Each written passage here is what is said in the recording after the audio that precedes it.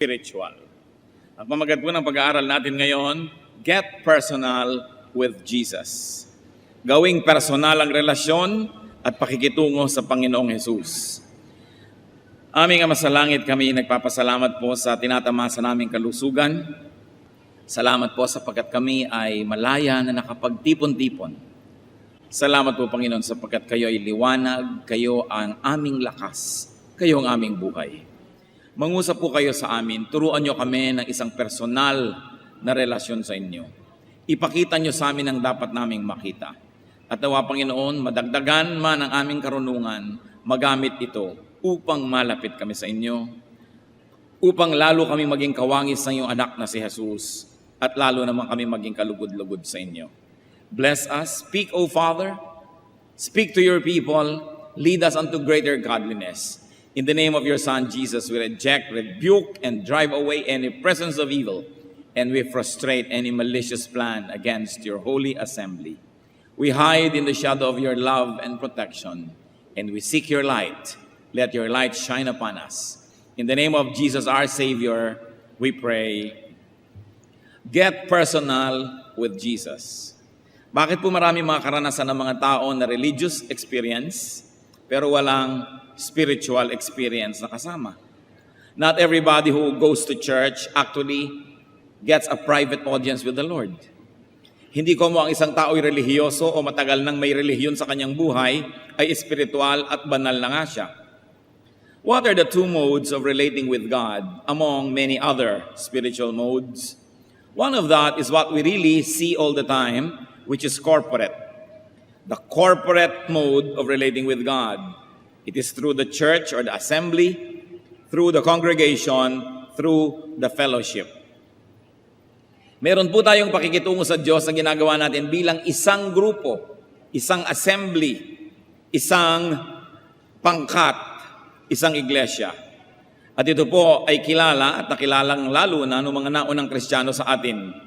Matapos ang Panginoon ay bumalik sa langit at naiwan ng mga mananampalataya na nangangapa kung ano ang kanilang gagawin, sila ay laging nagsama-sama. Acts chapter 2 verses 42 to 47.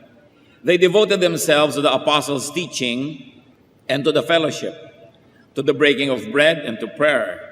Everyone was filled with awe, and many wonders and miraculous signs were done by the apostles. All the believers were together and had everything in common. Selling their possessions and goods, they gave to everyone as he had need. Every day they continued to meet together in the temple courts. They broke bread in their homes and ate together with glad and sincere hearts, praising God and enjoying the favor of all the people. And the Lord added to their number daily those who were being saved. Ito po ang report sa buhay ng mga unang Kristiyano. Dapat po nating tandaan na bago naging uso ang Kristyanismo, ang relihiyon sa Israel ay yung tinatawag nating Judaism. At ang Judaism ay mayroon po yan na isang main component na corporate worship. Ang mga tao ay nakikita-kita sa templo, sabay-sabay nilang ginagawa ang mga dapat nilang gawin, ang kanilang mga ritual, kung ano-ano pa. At nasanay doon ang mga Israelita, kaya nung naging Kristiyano sila, ipinagpatuloy nila yon, subalit ngayon mas personal. Sapagkat hindi sila ang official religion at that time, in fact, they were considered a cult at that time, so they were meeting in people's homes. Pero patuloy yung kanilang corporate experience, that they would worship together, pray together. In fact, there was group learning, there was group meals even, there was a lot of group prayer, and the Lord would descend upon them and miraculous things would happen in the whole presence of everybody. There was communal life. In other words, communal religion of Judaism was brought in a more personal but nevertheless still a communal way by the new Christians. Natural, ito po ang reaction nila sa event because naging outsider sila. From just practitioners of the old religion, nagkaroon sila ng bagong experience, nagkaroon sila ng hatatawag niyong born-again experience, nagkaroon sila ng bagong experience sa Diyos, pananaw, kaya sila ay itinuring ng mga taga-dating relihiyon na outsiders. Maituturing pa sila siguro mga rebelde, mga gumagawa ng iba na namang uri ng relihiyon, Kaya ang kanilang ginawa ay nagsama-sama because they found comfort in each other's presence. Because there was a lot of threat and persecution, alienation from their old friends, from people who remained in their old religion. So there was separation. They gave strength to each other, and they drew strength from each other.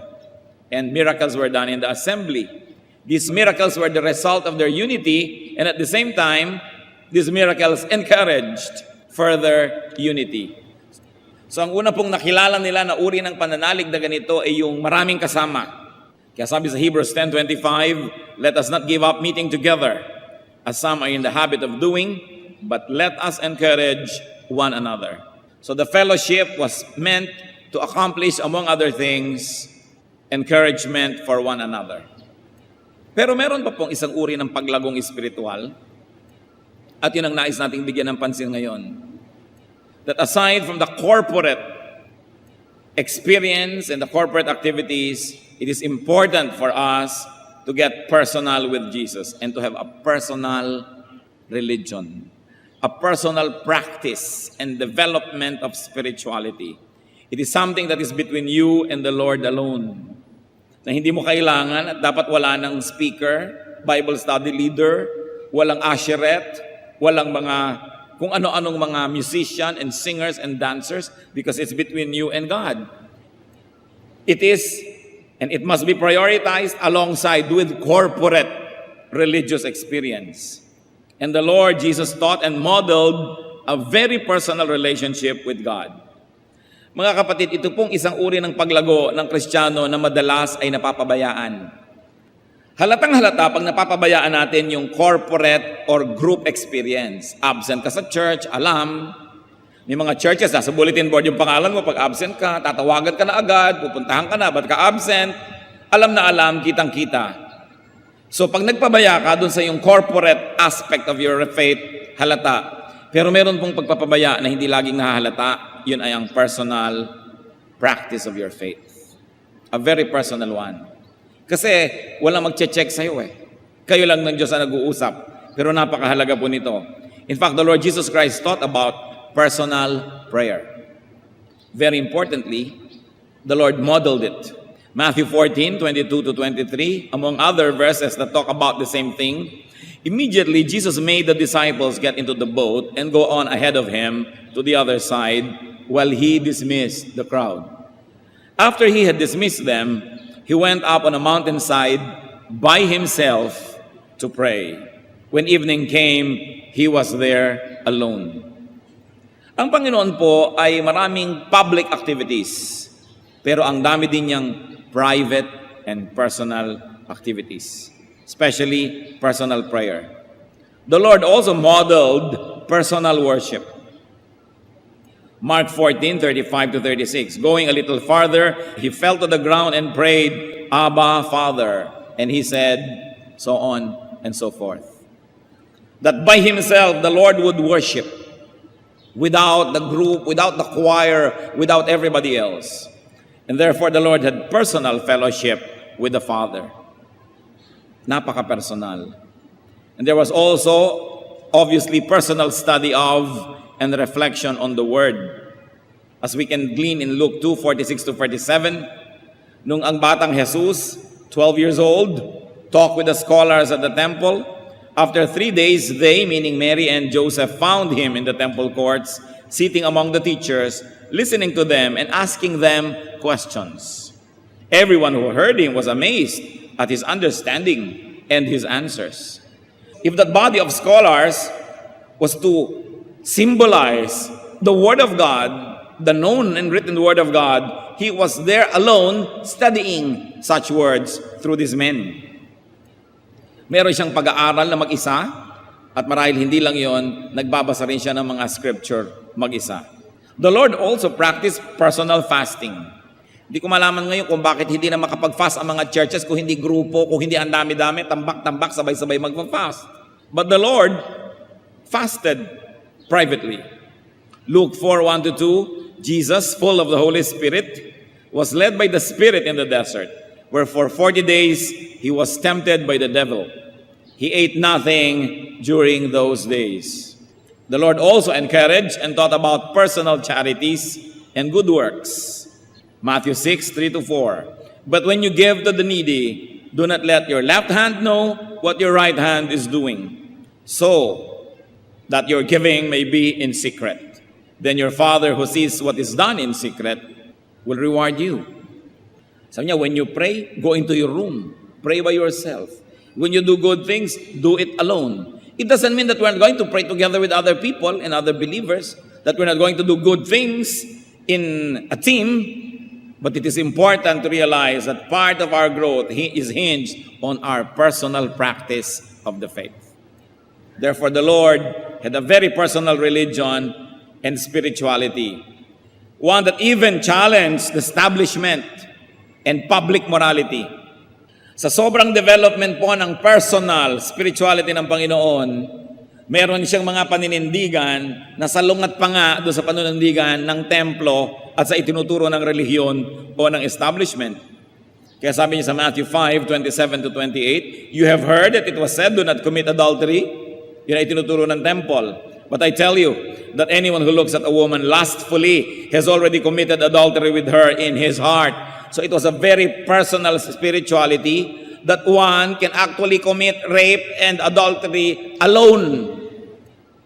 Because when it happens inside your heart, it's very private and personal. It has already happened and done damage to your spirit. Very personal. Matthew 5:38-39. You have heard that it was said, eye for eye and tooth for tooth. But I tell you, do not resist an evil person. If someone strikes you on the right cheek, turn to him the other also. The official stand of the temple was eye for eye, tooth for tooth. Pero sabi niya, hindi yon. Dapat ganito. Tinanggalan ka na ng balabal, gusto mo ibigay mo pa yung kamiseta mo. Kung gusto mong tunay na maging makadiyos.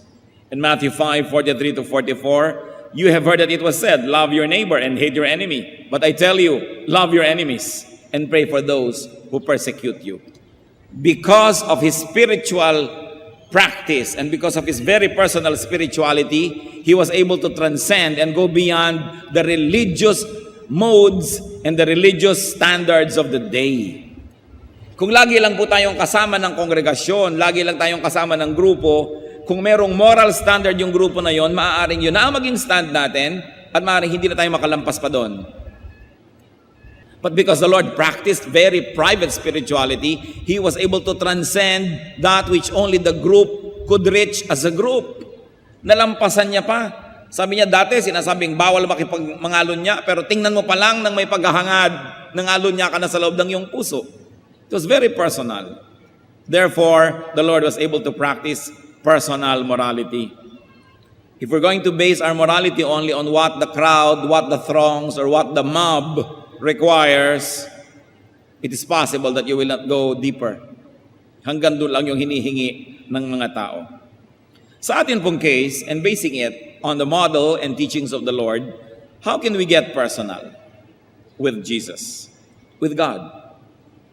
Kasabay at lampas sa ating corporate religiosity and spirituality, how can we be personal? Certainly we should develop, strengthen, pursue and maintain personal prayer life tulad ng Panginoon. Uma-attend po siguro kayo ng prayer meetings. Siguro pag sa ating program, yumuko po tayo at manalangin. Nakikiyuko tayo at nananalangin dahil yan ang ginagawa ng lahat. Pero nananalangin pa ba kayo kung mag-isa na lang?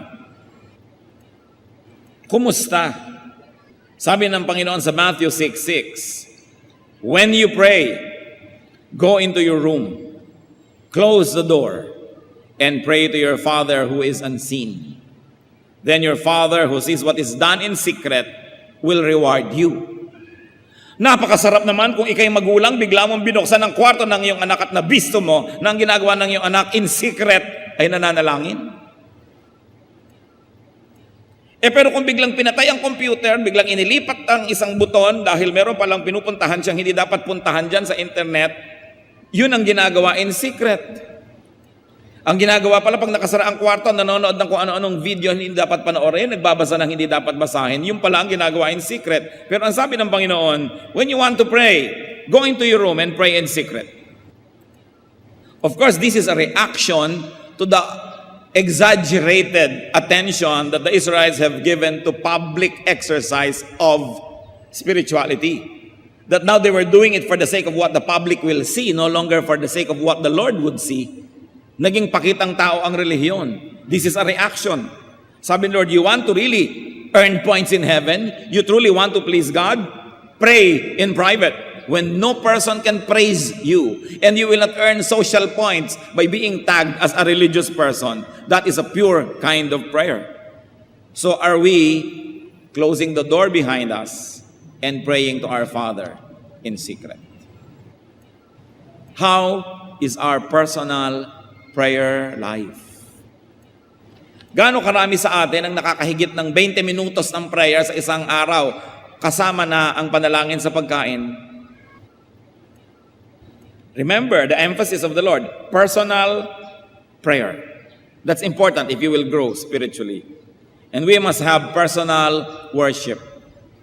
Pwede bang biglang binuksan mo naman ang pinto at nakita mo naman ang member ng iyong pamilya nagwo-worship kay Lord?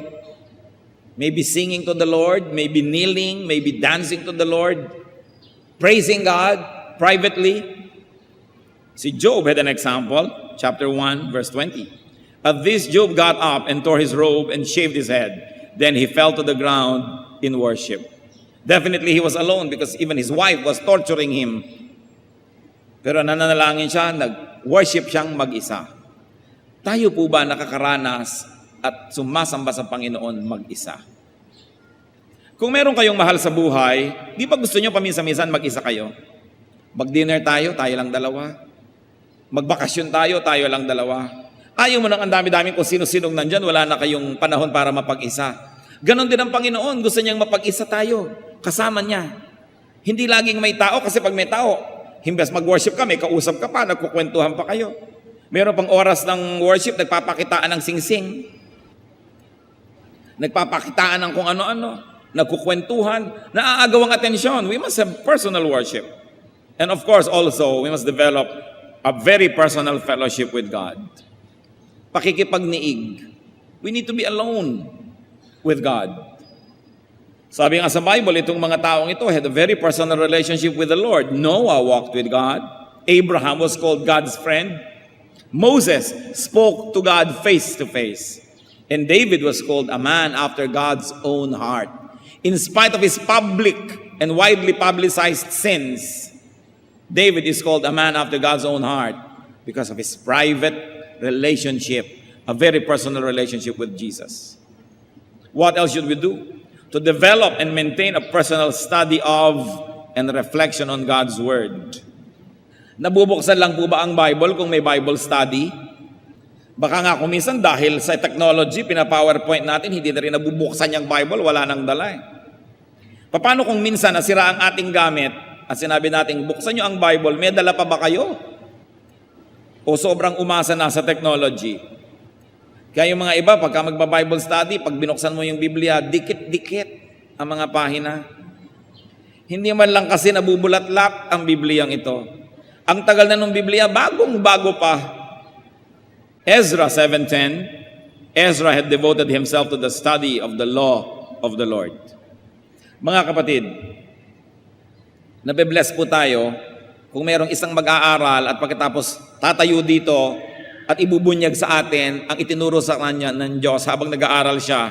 Yun ang ginagawa ng preacher. Pero alam niyo po ba na napakaraming ibubunyag at ituturo ang Diyos sa inyo directly, personally, if only you would study the Word of God on your own. The Word of God is not for experts. It was written by ordinary people to be read by ordinary people. Pinapahirap lang yan ng mga scholar para sila maging importante. But I'm telling you, even without seminary education and without a PhD in theology or kung ano-ano pa, you open the Word of God, you pray, you approach it with a humble heart, and the Spirit of the Lord is going to teach you. And the joy of discovering God's truth or a certain facet of this truth in a personal way is one of the highest joys available to human beings. Gaano karami po sa atin ang nag-aaral talaga? Ay, ako po nag-aaral, nagka-quiet time ako. Nagka-quiet time ka, bubuksan mo yung iyong guide Bubuksan mo yung devotional mo sa page ganito, sa ganitong araw, babasahin mo yung sinabi ng author na basahin doon, at babasahin mo yung kanyang sinulat na konting essay, at pag sinabi niya, pray ka naman, at akala mo nag-aral ka na nga ng salita ng Diyos, binasa mo lang ang pag-aaral ng iba. Pero iba yung kayo mismo ng Panginoon na mag-uusap, mag-aaral. Napakahalaga nito mga kapatid. Huwag po tayong malibang na kung umatin kayo ng church at idinedeclare ang salita ng Diyos, kumpleto na. It's only one half of your growth. The other half must depend on your personal study. 2 Timothy 4:13, when you come, sabi ni Paul, bring the cloak that I left with Carpus at Troas, and my scrolls, meaning the Bible, especially the parchments or the papers that he used as study notes. Sabi ni Paul, pag nagpunta kayo sa akin, dali nyo yung Biblia at dali nyo yung notebook ko. Kasi lagi siya nag-aaral.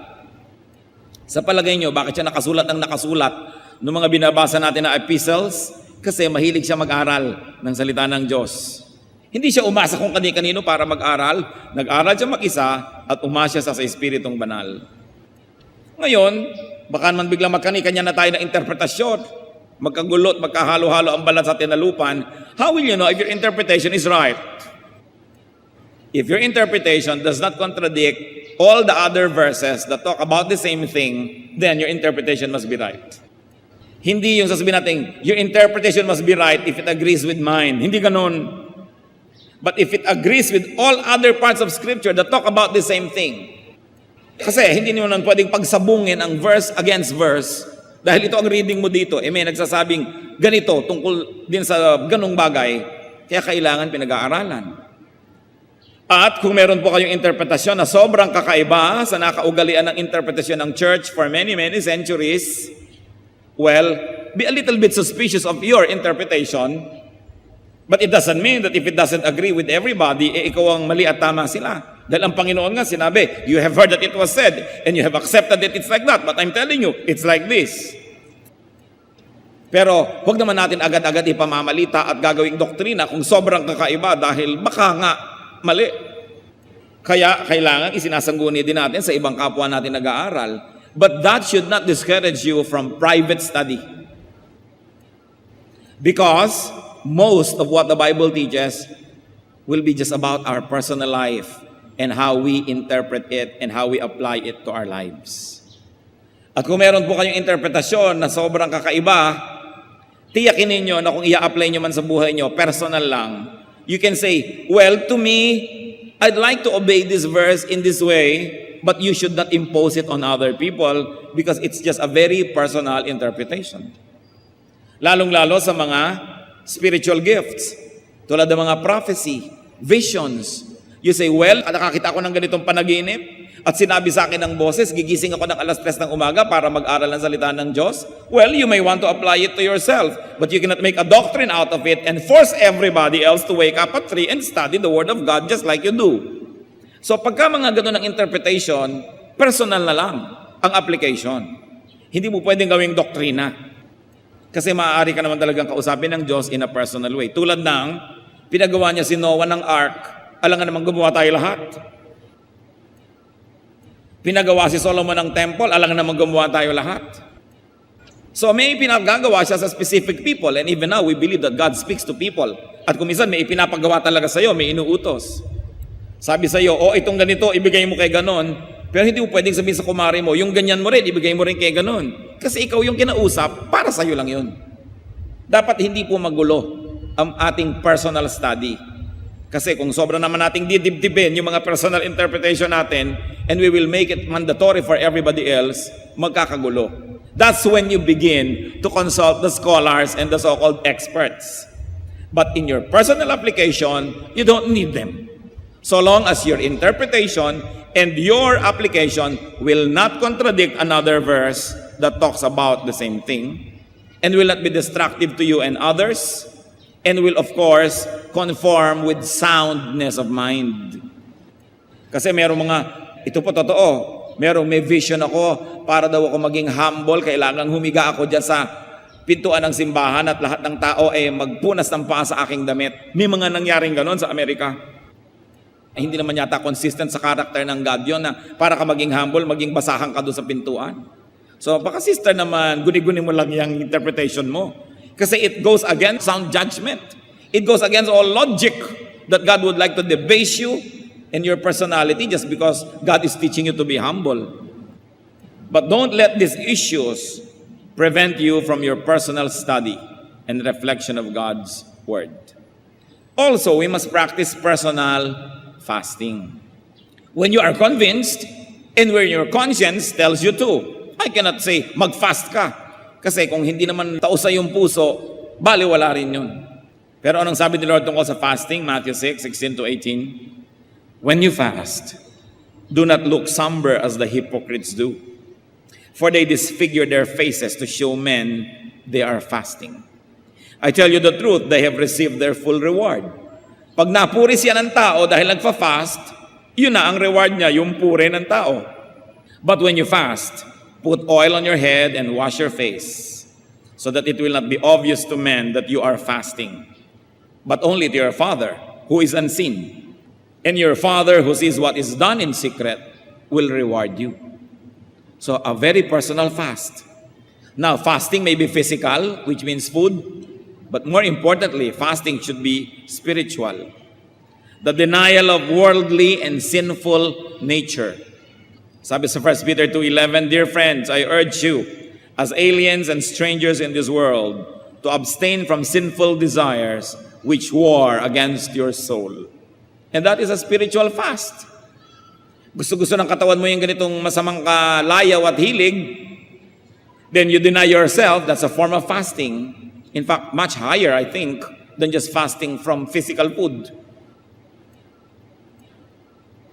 Napakahalaga po na may personal fast. It doesn't always have to be a national fast. It doesn't always have to be a whole congregational fast, but a very personal one. Then we should develop personal charity and exercise of good works. 1 Timothy 6:18, command them to be good, to be rich in good deeds, and to be generous and willing to share. When people share, when they do good things to the weak, to the needy, to the destitute, to the poor, there is a miracle that happens in their hearts, that their spirituality gets to be more sensitive, it gets developed, and you evolve spiritually. It is a result of obedience to the Lord in doing good works. We've got to develop and practice personal religion, personal spirituality. James 1:27 is very explicit. Religion that God our Father accepts as pure and faultless is this: to look after orphans and widows in their distress and to keep oneself from being polluted by the world. Pag meron po tayong taong nasabing, yan relihiyoso, ang tanong, meron ba siyang charities? Siyempre, the orphans and widows here are representatives of a certain class of people. People who are disempowered, people who are marginalized, people who are weak and cannot defend themselves. So any person who says, I'm spiritual, I'm Christian, tanong, meron ka bang ginagawang kabutihan para sa mga kapuspalad? At kung sasabihin, ako nga kapuspalad, ako dapat gawa ng mabuti. Surely you will be able to find someone who is weaker and poorer than you are. There will always be the richer and the poorer person, the stronger and the weaker one, no matter what your station in life is. So do you have charities? Kasi ito daw pala yung pure religion. Hindi yung fasting, hindi yung pagsali sa mga grand religious activities, kundi yung personal and quiet work for the needy, for the weak, for the destitute. And to keep oneself, personal, from being polluted by the world. Yung naninindigan ka na hindi ka marumihan ng sanlibutan, maging malinis ang iyong espiritu lagi na, personally, that is religion that is undefiled before God. And if we did all that, we will be able to develop personal morality. Yung very personal. Sometimes it is even against what the group considers acceptable and beyond what the group says to be right. So Genesis 39, 6-10, we witness Joseph, a very young man, a very healthy, athletic, handsome young man, being seduced by what must have been a very beautiful woman. Now Joseph was well built and handsome. And after a while, his master's wife took notice of Joseph and said, "Come to bed with me." Joseph was the master slave in the house of this Egyptian officer. And you know, Egyptian women, especially if there are wives of officers, they were always perfumed and manicured and pedicured and coiffed and beautified.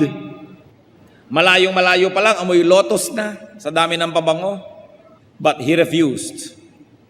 "With me in charge," he told her, "my master does not concern himself with anything in the house. Everything he owns, he has entrusted to my care. How then could I do such a wicked thing and sin against who? God." And though she spoke to Joseph day after day, he refused to go to bed with her or even be with her. Yan ang personal morality. How many of us will still be very highly moral if we were alone?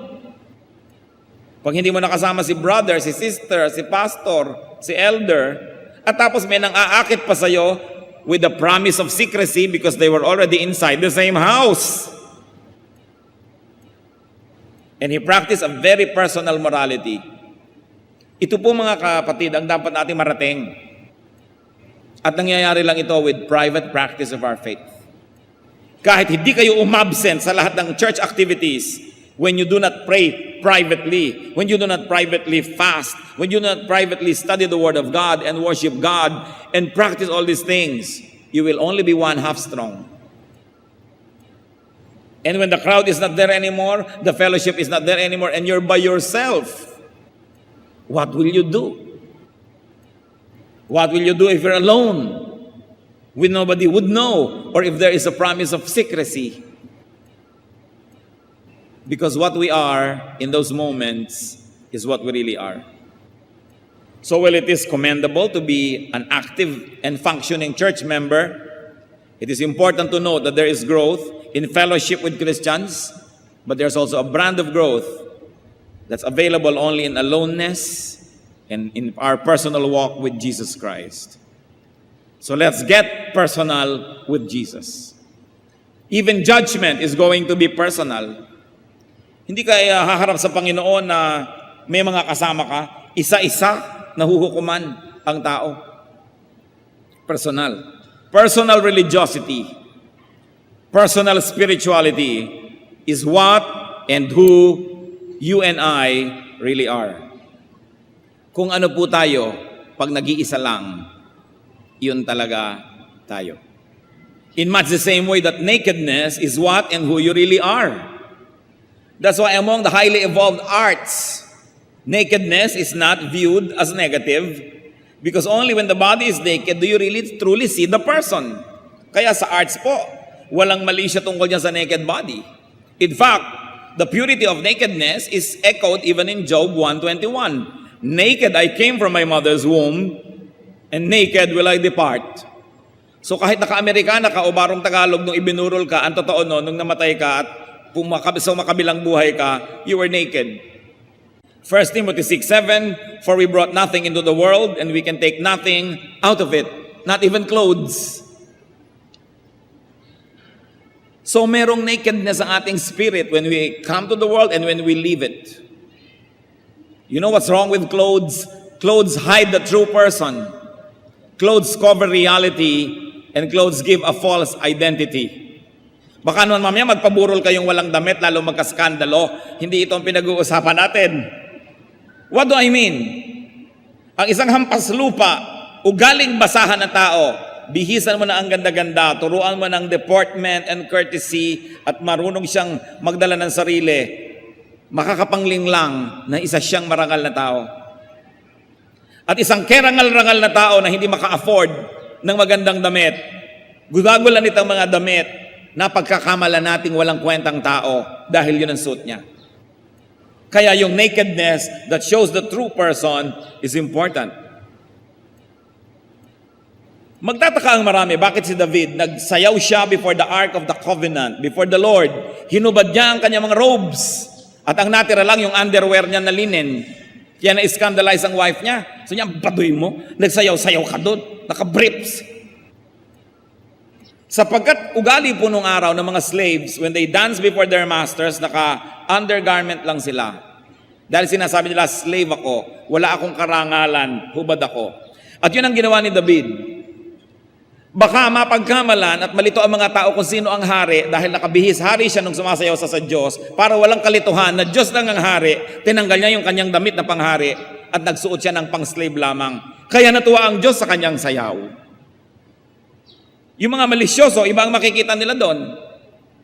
Pero huwag niyong kakalimutan, nung nilibak-libak nitong si Michal na asawa niya, yung sayaw ni David, the following verse said, "And Michal remained barren, childless all her life." Nagkaroon ng sumpa kasi pinentasan niya yung sayaw para sa Panginoon, nakatanggap-tanggap sa Panginoon. Huwag kayong namimintas-mintas, lalo't yung mga sumasayaw sa Panginoon. Baka rin kayo maging baog. And that is not biological because we can be spiritually childless and fruitless. Yung mahilig mamintas sa mga expressive worship sa Panginoon. So David took off his royal garment so that there would be no question as to who was king. That it was the God in heaven for whom he was dancing. Ngayon, mga kapatid, yung relihiyon na public, yung public activity, yung corporate activity, pwedeng maging tulad ng damit. Outward and public practice of religion can be like clothes. Public religion can invest a person with a false image and feeling of spirituality. Sa ka-attend natin ng church, pero wala palang personal na relasyon, walang personal growth, baka tayo ay malinlang na relihiyoso na nga tayo, na okay na nga tayo because we don't miss church once a week. That we attend public events. It's like clothes that can hide the truth. Kaya ang mahalaga, beyond it, pag binuksan, makikita totoo pa rin. Corporate religion has to be balanced by and rooted in personal spirituality. It must be rooted in personal relations with Jesus. Kaya, kahit ang church nyo ay maging pabaya, hindi nagpapa-prayer meeting, hindi kayo nazi-zero kasi may personal prayer kayo. Kahit ang church ay magkulang sa pagpapa-Bible study, hindi kayo mawawalan kasi meron kayong personal Bible study. In other words, magkulang man ang church leadership, magkulang man yung church, hindi kayo manganganib kasi meron kayong personal spirituality. Kung may personal na kayo, tapos mapag-aruga pa ang inyong church at ibinibigay lahat yung public events that can make you grow, di lalo tayong nagiging kawangis ni Kristo. And God is able to change us from glory to glory. Pero tatandaan ninyo, your church can do with you and for you only one half of your growth. The other half, you have to do on your own, alone with the Lord. Kailangan may pananagutan. Ang bata, pakainin mo ng pakainin bago umalis patungo ng eskwela. Kung maghapon na hindi kakain at maglalaro na nga atupagin, hindi rin siya lulusog. Kailangan may sariling bait. Kailangan alagaan ang sarili. Kung pinapabayaan ka pa ng church mo, di lalo kang dapat mag-alaga sa iyong sarili. May mga ibang bata, bakit alauna ka na umuwi ng madaling araw? Yung nanay ko nga po, 2:00 pa. Tatay ko nga, hindi pa umuwi, 3 taon na . Yung pala wala nang nag-aalaga sa'yo, itatapon mo pa rin yung sarili mo. Di dapat lalo mo alagaan ang sarili mo. Hindi ka na pala naaalagaan ng magulang mo. Lugi ka naman kung pati ikaw magpabaya pa sa sarili mo. Kaya dapat inaalagaan natin ang ating sarili. Jesus emphasized spirituality that was very personal. What we are minus our clothes, what we are minus our public religious image and activities, is what we really are in the eyes of God. You can deceive people with your clothes and you can upgrade your image with clothing, but not with God. He knows who we are. You can impress people with religion. You can have a public office. You can sing in the choir. You can even preach. but in your private life is what you are before God. And that is what really matters. Do not rely on and do not be disgraced by public religion, although it has its own importance, but it is not everything. This was the Lord's sharp rebuke to the religious leaders of His time, to the religious people. At ito rin po ang rebuke ni Jose Rizal sa Christianity practiced in this country during his time. It was all public. There was nothing personal. Ang mga Pilipino noong panahon ni Jose Rizal, nagsisimbang lahat. Nandun lahat sa mga activities ng simbahan. Pero inisa-isa niyang ipakita ang mga karakter sa Noli Me Tangere, sa El Filibusterismo, ang kabulukan ng mga tao, ang kabulukan ng mga manang at manong, ang kabulukan ng mga nangunguna sa relihiyon, talamak na talamak at napakabaho, pero buong buo ang public religious life. Yan ang ibinunyag ni Jose Rizal, cancer ng lipunan na tinanggalan niya ng takip at tabing. Ipinakita niya ang kawalang kabuluhan ng relihiyon sa Pilipinas, ang kapabayaan at ang kabiguan ng simbahan to create character. Na yung pinakamadadasalin, sila ang pinakamapang-api sa kanilang mga katulong, sa kanilang mga nasasakupan, dinadaya pati ang kanilang mga utusan sa bahay, na ang mga pinakamalaking mag-ambag sa simbahan, pinakamarami mga bisyo, at yun mismong nangunguna sa relihiyon ang pinakamaraming kasalanan. Ibinunyag ni Jose Rizal, kaya naman ang simbahan ang nanguna na ipabaril siya. Yan din ang ibinunyag ng Panginoon, kaya siya ipinapako. Pareho sila ng inabot na kapalaran. Matthew 23 verse 5, sabi ng Panginoon tungkol sa templo, sa relihiyon, sa religious climate of His time, everything they do is done for men to see. Panglabas, pakitang tao.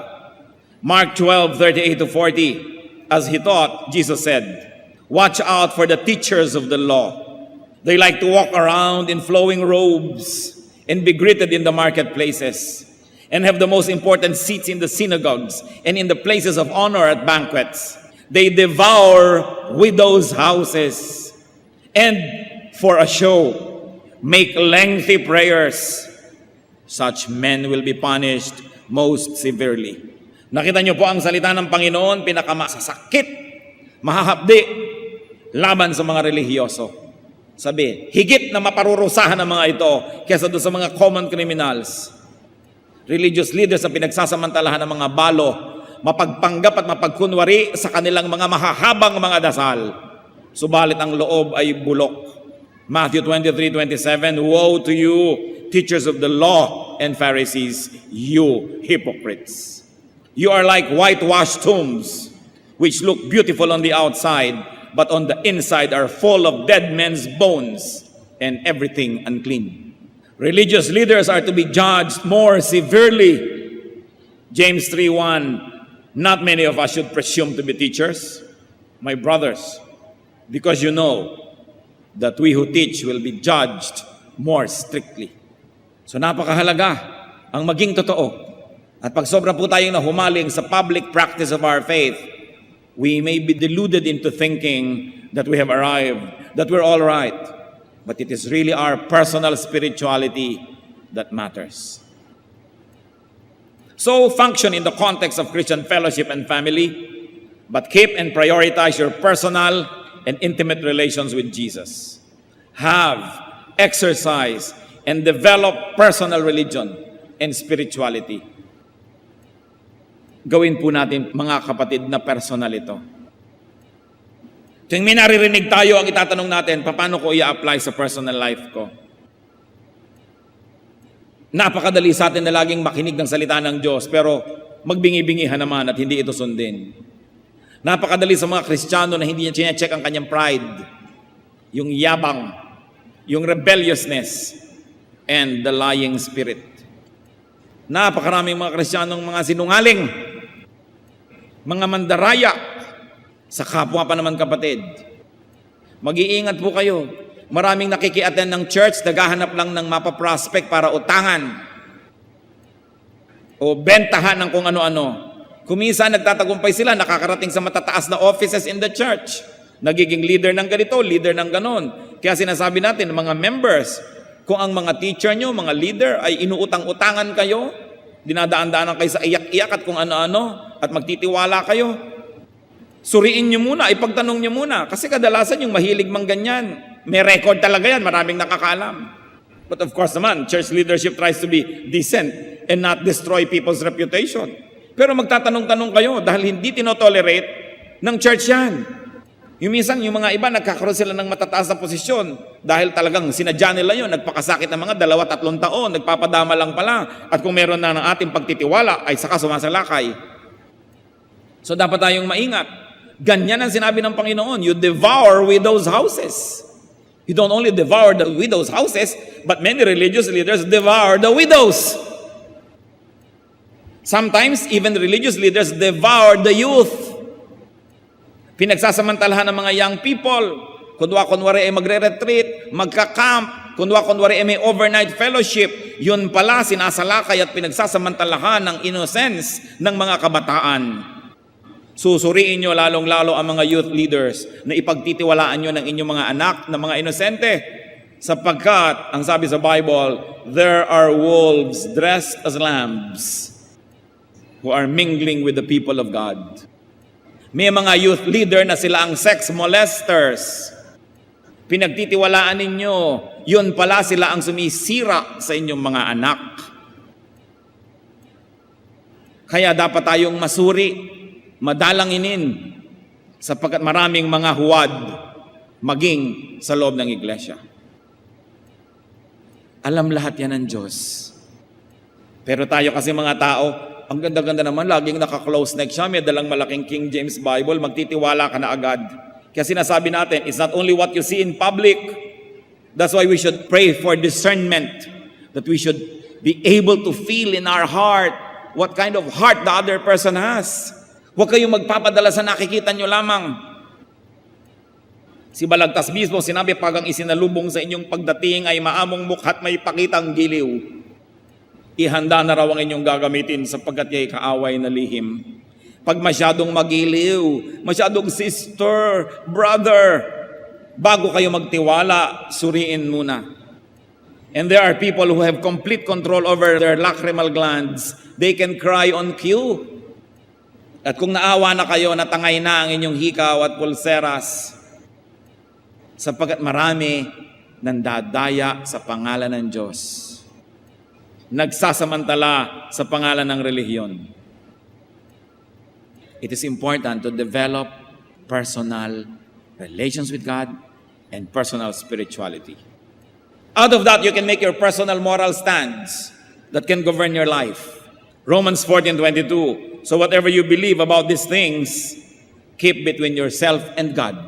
How far more can you be personal? Sabi, keep it between yourself and God and apply it as you would and as you are accountable to God. Blessed is the man who does not condemn himself by what he approves. And of course, you're talking about conscience. Sundin ang konsyensya. Yung konsyensya na nakababad sa salita ng Diyos. Yung konsyensyang nakaayon sa kalooban ng Diyos. Kumusta po ang ating personal prayer? Personal devotions. Personal Bible study. Personal works of charity and goodness to people. Kumusta ang ating personal worship? Ang ating personal life. This is where we are bare. Kaya po yung oblation sa UP nakahubad. Siyempre, noong mga 1930s, pinagtalunan pa kung lalagyan ng konting takip na dahon o hindi. Nanaig ang mga conservative, nilagyan ng konting dahon. Pero ang original concept noon wala. Because the oblation of UP is naked, looking up to heaven, saying, God, I am naked, clothe me with knowledge. We are all naked before God. We cannot hide anything. Hindi kayo lalago sa inaasahan at niloloob ng Diyos kung ito lang pagtitipon natin ang aasahan ninyo. Kailangan may sarili kayong pagsisikap, sariling personal na relasyon sa Diyos. Kaya kung may kulang pa tayo dito, yun ang pupuno. Napakahalaga. Aming Diyos, salamat, interesado kayo sa amin. Salamat po na kahit ang dami-dami namin, kaya niyong makipag-personal relationship with each one of us. Salamat po, pinapahalagahan niyo kami that you want to be personal with us. Ituro mo sa amin, Lord, to be more personal with you. Ano bang ibig sabihin nun? Paano ba namin gagawin? At sa mga gumagawa na nito na nakakaunawa ng binabanggit mula sa pulpitong ito, salamat at ibinunyag at inihayag nyo na sa kanila yung kagalakan na nagmumula sa private worship, private prayer. Nawa kung meron pang hindi nakakaunawa nito, Panginoon, hindi pa gumagawa, maging hamon ng sandaling ito upang ito'y simulan. Mga kapatid, manalangin tayo ng matahimik, mataimtim. If you have already discovered the glory, the beauty, the joy of personal relations with God, personal worship, prayer, study, thank God. And develop it even more. Hindi nyo kayang ubusan at ubusin ng Diyos. Habang handa kayong lumalim at tumaas, handa siyang samahan kayo. At doon pa sa mga hindi na-develop ito, manalangin ngayon, humingi kayo sa Panginoon ng kapangyarihan na gawin ito. At magpasya to develop your personal reading, prayer, worship, your personal acts of goodness, your secret charities. That's what God loves.